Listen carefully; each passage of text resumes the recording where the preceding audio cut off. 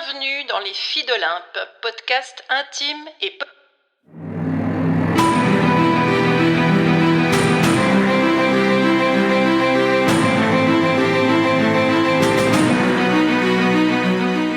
C'est reparti pour le défi J'envoie 2024. Chaque jour de janvier, un épisode et une contrainte narrative pour stimuler notre imagination, se lancer un pari et aiguiser votre acuité et peut-être votre fidélité. J'y participe pour la seconde fois avec une quarantaine de collègues de l'Académie du podcast. Je vous bricolerai des histoires et des rencontres, tout spécialement pour les filles d'Olympe que vous êtes, tout en vous lançant, bien sûr, quelques défis. C'est parti! Voici l'épisode 20, où l'idée était de vous faire un medley de mes 31 épisodes, puisque nous sommes le 31 janvier. Seulement voilà, j'en suis à 20 épisodes, 20 livraisons. Un retard abyssal qui m'amène à choisir une contrainte narrative soigneusement évitée jusqu'ici, vous parler d'un échec et de ses leçons.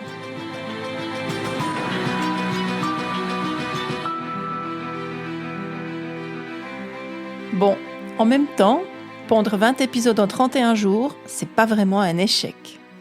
Mais quand même, quand je me fixe un but, j'essaye de l'atteindre. Peut-être, certainement que vous aussi. Là, sincèrement, je ne me sens pas vraiment en échec, mais il y a quand même comme un petit pincement ce soir. Un petit truc qui me dit « tu y es pas arrivé, quoi. T'es nul, tu y es pas arrivé. Tu peux même pas réussir ça. » Cette petite voix intérieure, vous savez, vous la connaissez, vous la connaissez aussi, forcément.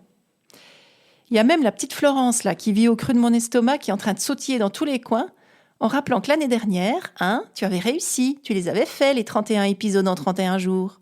Ouais, l'année dernière, j'avais effectivement réussi. Mais l'année dernière, c'était juste pour essayer et j'avais pas encore de vrai podcast à construire. J'avais d'ailleurs même pas imaginé qu'on allait m'écouter. C'était juste pour le fun. Et puis je croulais sous le boulot, donc j'avais plein d'excuses pour ne surtout pas continuer après janvier. En fait, l'échec, c'était plutôt l'an dernier, au fond, si on le regarde de cette façon. Mais cette année, c'est différent. Ce podcast, il ne fait que commencer. Je vais les construire, les 50 épisodes qui suivront au fil des mois. Je vais rien lâcher, ça, croyez-moi. Mais ça me conduit aujourd'hui à vous proposer 5 pistes pour voir ces échecs comme, au minimum, des apprentissages, et même parfois des succès retentissants, ou des leçons de vie, ou des manières de réfléchir un peu différemment, et de sortir de cette logique de l'échec qui est complètement judéo-chrétienne et qu'il s'agirait vraiment de mettre à distance. Je crois que c'est le moment, non ? Première piste. D'abord, un échec ne peut être considéré comme un échec que si on n'en fait rien. Et là, c'est pas du tout le cas. J'en fais quelque chose. Je vous raconte ma vie. Je vous parle de mes coulisses, de mes contradictions. Et puis je sais bien que pondre 20 épisodes en 31 jours alors que janvier bat son plein, c'est être capable d'organisation, de pugnacité, c'est aimer les défis et vouloir les relever, c'est passer plein de soirées à bosser au lieu de traînasser en pyjama, de se mettre devant Netflix ou d'aller voir des amis, c'est sacrifier mes samedis matins au lieu de m'accorder une grasse mat, c'est adorer aussi recevoir vos petits mots, parce que c'est tellement joli ça dans le podcast, cette façon d'avoir ce dialogue qui s'instaure avec les personnes qui nous écoutent, c'est tellement précieux. Même si je sais que vous m'aimez pas beaucoup, quand à votre réveil, il n'y a pas l'épisode attendu. Je sais, vous êtes plusieurs là à me dire que vous les écoutez le matin au réveil, puis que là, tout à coup, il n'y en a pas. Alors bon, quoi ? On fait quoi quand il n'y en a pas ? Eh bien, on en veut un peu à Florence. Ok. Alors ça, je vous promets, c'est la première des surprises pour moi. Mais c'est aussi une leçon de j'envoie. C'est parce que d'écouter ces épisodes chaque matin, de les fabriquer chaque jour, ça donne des habitudes, ça donne des rituels, des routines. À tel point que je me suis déjà dit ça l'année dernière, ça vaudrait vraiment la peine de poursuivre l'effort, toute l'année, et pas seulement en janvier. Mais bon, autant vous dire que tous ces bénéfices me montrent combien nous sommes loin de la plantée monumentale que devrait représenter le fait de me retrouver avec 11 épisodes en retard le 31 janvier. En réalité, on est plutôt au début d'une nouvelle page à écrire, me semble-t-il.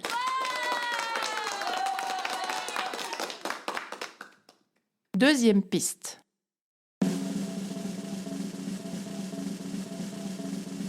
Ne pas s'arrêter en si bon chemin. Si je m'arrêtais maintenant, ce serait déjà gagné. Mais là, je sens bien que je suis à ces fameux 11 épisodes du portail d'arrivée. Alors je vais les franchir. Vous aurez du rab en février. Bonne ou mauvaise nouvelle, ça sera à vous de décider. Je vais rester positive et espérer que vous aimerez ça. Et ça va me mettre sur la rampe de lancement pour continuer, pour ne pas me donner d'excuses, pour attaquer la pente. C'est une pente qui sera parfois raide, bien sûr, parfois douce aussi, mais moi, au moins, je serai en mouvement. Et comme le dit Charles Pépin dans son super essai que vous connaissez certainement qui s'appelle « Les vertus de l'échec », trop souvent, on voit l'échec comme une porte qui se ferme, et si c'était aussi une fenêtre qui s'ouvre. Je vous laisse avec cette question. Troisième piste.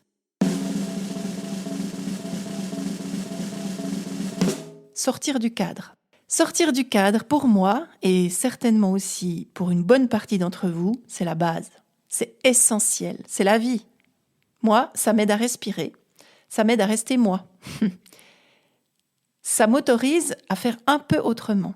Je me souviens d'avoir interviewé un Iranien à une époque où j'étais encore journaliste, qui m'avait raconté qu'il vivait depuis 20 ans en Suisse, qu'il était totalement acclimaté, il parlait la langue, il était complètement intégré.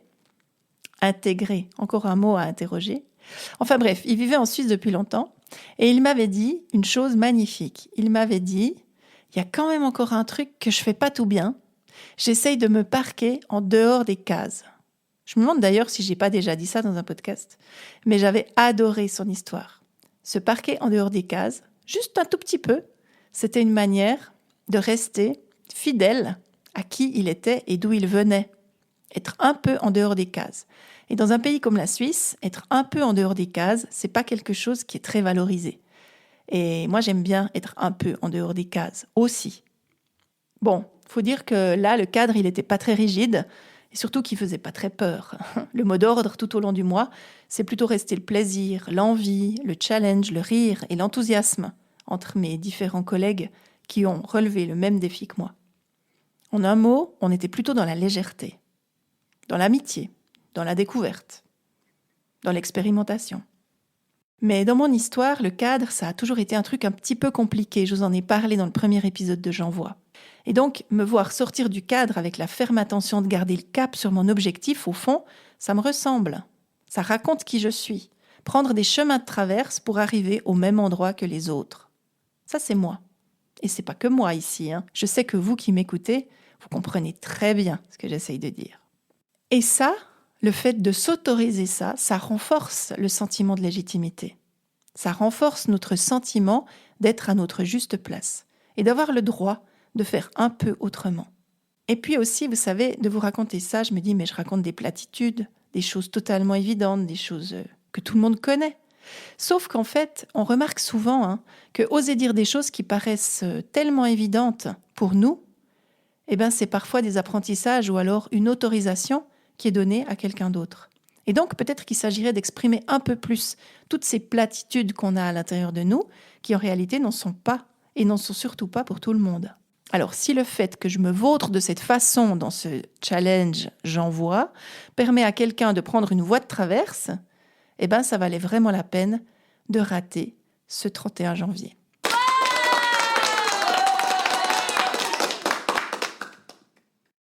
Quatrième piste. Pensez à Monique Cerf. Je ne sais pas si vous la connaissez, Monique Cerf. C'est une dame plutôt petite, toute fine, qui, en 1950, a quitté Paris pour aller tenter sa chance à Bruxelles. Elle voulait devenir pianiste chantante. C'était un truc qui n'existait pas, mais elle se disait qu'à Bruxelles, on l'accueillerait certainement mieux qu'à Paris, là où elle vivait d'habitude. Mais elle est arrivée à Bruxelles et elle connaissait personne. Elle n'avait pas d'argent, elle n'avait pas de relations. Alors elle est allée se présenter dans des cabarets, puis tout le monde l'a refoulée. Tout le monde lui a dit « Mais non, mais bien sûr que non, on ne va pas vous engager. » Et puis, un soir, un cabaret l'a engagée. Elle a pu monter sur scène et chanter. Et puis elle s'est mise à chanter Édith Piaf, Juliette Gréco.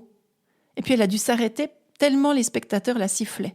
Tellement les sifflets étaient forts. Elle n'arrivait même plus à faire entendre sa voix. Il y avait vraiment un truc qui passait pas. Monique Cerf, elle n'était pas du tout de son époque. Elle était un peu trop rigide, elle était un peu trop passe sans rire probablement, un peu trop coincée peut-être, je sais pas.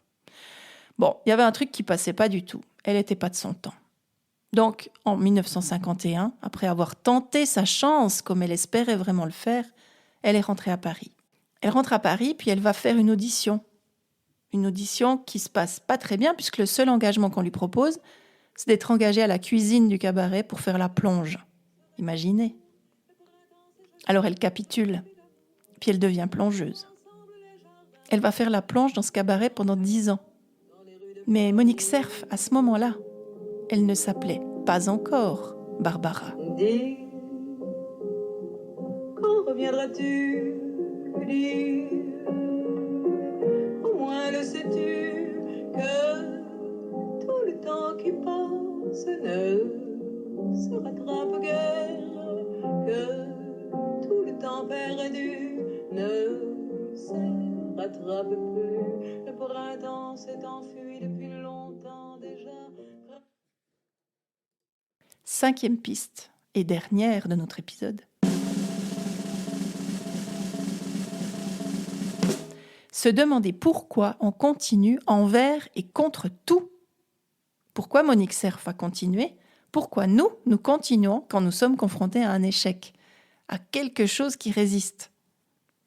Se planter, ne pas réussir à franchir la ligne d'arrivée à l'heure dite, c'est se sentir nul, pas à la hauteur, savoir que d'autres ont réussi et certains même jubilent ce soir.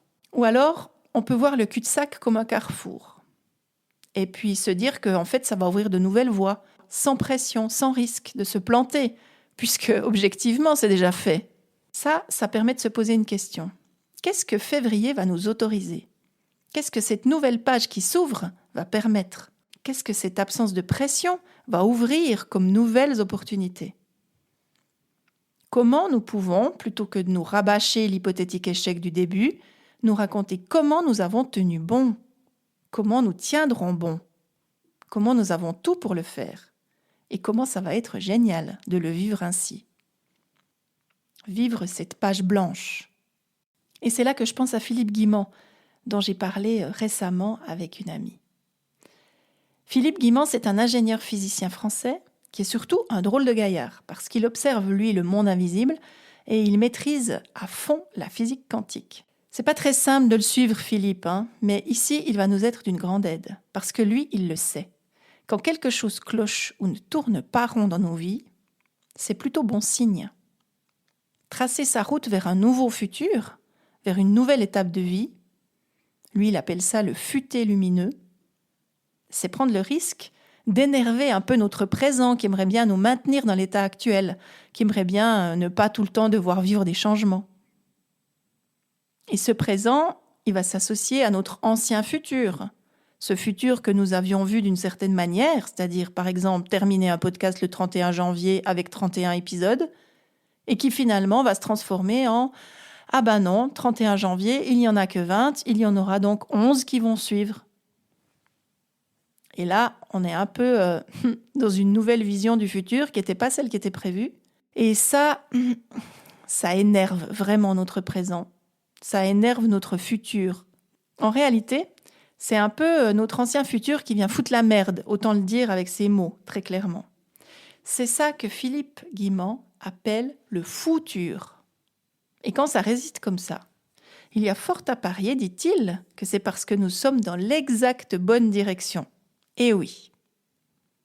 Alors, continuons dans cette direction, en avant pour février, et vive les 11 épisodes à rattraper.